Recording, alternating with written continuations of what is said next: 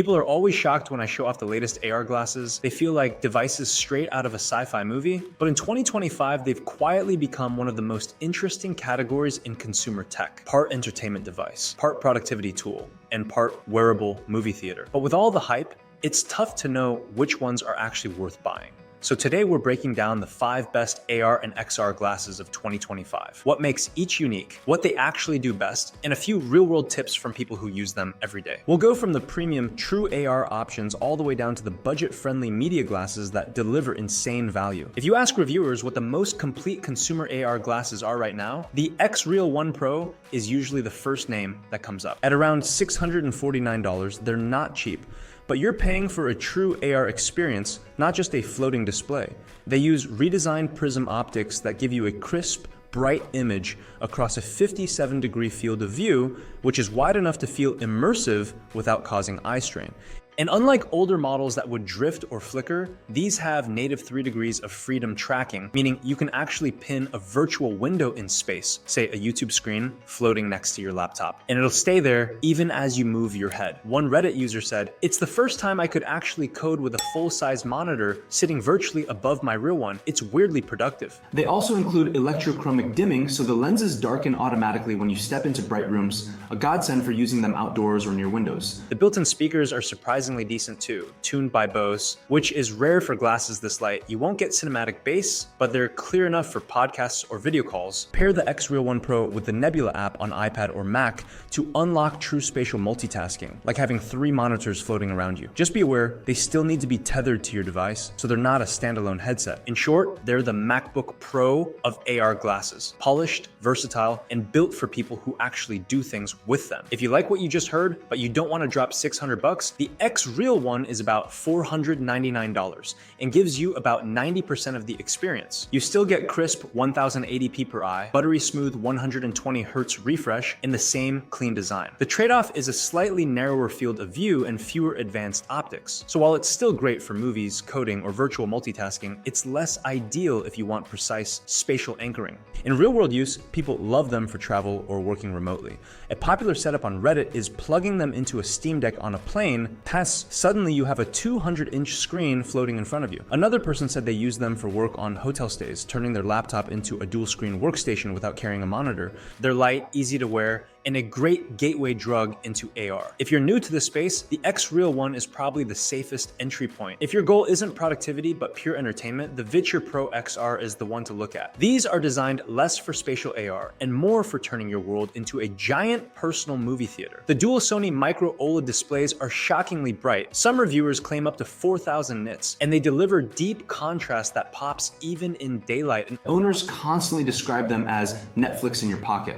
Pair them with a Nintendo Switch, Steam Deck, or your phone, and you basically have a 120-inch IMAX wherever you go. One Redditor put it perfectly. The brightness and sharpness make it the first pair of glasses I could actually use outside in full daylight. They even include myopia dials so you can fine-tune focus for each eye. You need wide, no inserts needed. And if you're picky about comfort, the adjustable nose pads make a real difference, though some users still swap them for aftermarket ones because the default fit can be tricky. Their weakness? They don't do true AR anchoring. You can't pin windows in space or interact with mixed reality content the way you can with the XReal Pro. But for gaming, long flights, or movie marathons, these are arguably the best experience you can buy today. If you're watching in bright environments, use the electrochromic dimming mode to darken the lenses. It makes a surprisingly big difference in clarity. Now to a hidden gem of 2025, the RayNeo Air 3S XR glasses, which you can find for around $269. They don't claim to be full AR. Instead, they focus on one thing and do it extremely well, giving you a massive bright virtual display for cheap. You get a simulated 201-inch screen,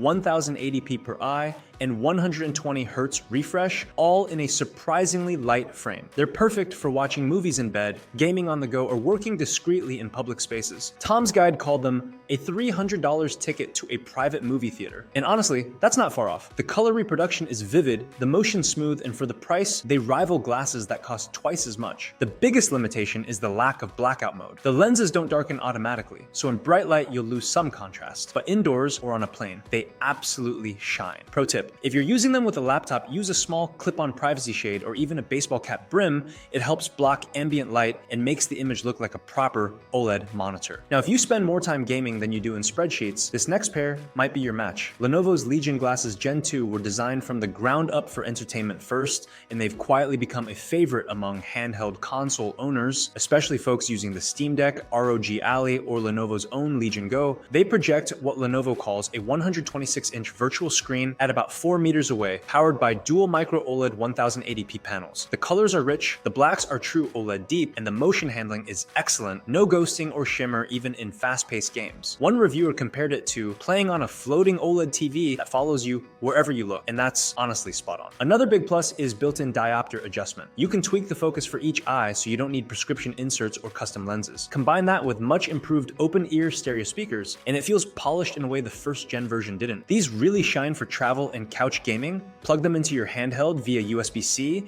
and you've got a private theater experience without bothering anyone else in the room. On Reddit, some users even mentioned replacing their secondary monitor on the road, using the Legion glasses as a floating laptop display for editing, coding, or Netflix marathons in hotel rooms. They're not true AR in the sense of spatial anchoring or depth tracking. Think of them more as personal cinema glasses. They're also a bit heavier than the RayNeo 3S or Viture Pros, so after a couple of hours you'll feel them on your nose bridge. But at around $299, the trade-off makes sense. You're getting near premium visuals at half the price of flagship models.